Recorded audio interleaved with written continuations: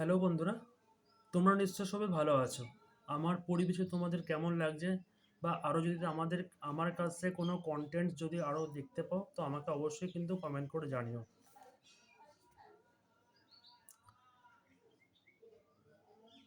আজকে হচ্ছে বৃহস্পতিবার। বৃহস্পতিবার অবশ্যই তোমরা হলুদ রঙের বস্ত্র পরবে, মা তারার পুজো করবে, মা লক্ষ্মীর পুজো করবে, মা দুর্গারও পুজো করতে পারো, ঠিক আছে? অবশ্যই তোমরা জপাদি করবে, পুজো করবে। ডেট হচ্ছে 10ই বৈশাখ, 24 এপ্রিল, বৃহস্পতিবার, একাদশী। সূর্য শতভিষা নক্ষত্র, সূর্যোদয় 5টা 13 মিনিটে, সূর্যাস্ত 5টা 58 মিনিটে।